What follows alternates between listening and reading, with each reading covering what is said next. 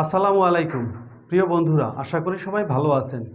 মোবাইলে অপ্রয়োজনীয় সার্ভিসের মাধ্যমে টাকা কেটে নিচ্ছে, ঘরে বসেই কিভাবে বন্ধ করবেন তা জানতে পুরো ভিডিওটি দেখুন এবং এই চ্যানেলটিকে সাবস্ক্রাইব করে না থাকলে আজই সাবস্ক্রাইব করুন এবং লাইক দিন।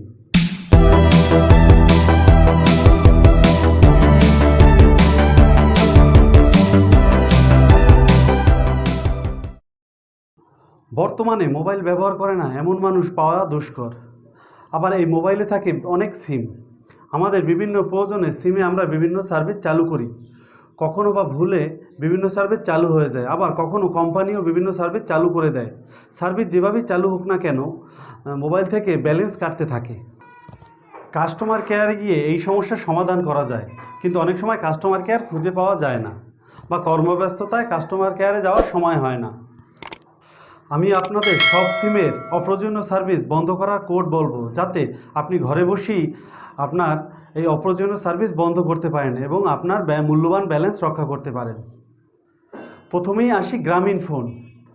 গ্রামীণ ফোনের ক্ষেত্রে *121*6*1# এ ডায়াল করে আপনার অপ্রয়োজনীয় সার্ভিস বন্ধ করুন, অথবা 121-এ কল করে আপনি এই সার্ভিস বন্ধ করতে পারেন। এরপরে আছে রবি এবং এয়ারটেল। *9# এ ডায়াল করে আপনি অপ্রয়োজনীয় সার্ভিস বন্ধ করতে পারেন, অথবা 121-এ কল করে টাকা কাটার সার্ভিস বন্ধ করতে পারেন। এছাড়া মাই রবি এবং মাই এয়ারটেল অ্যাপ থেকে VAS অপশনে গিয়ে আপনি অপ্রয়োজনীয় সার্ভিস বন্ধ করতে পারেন।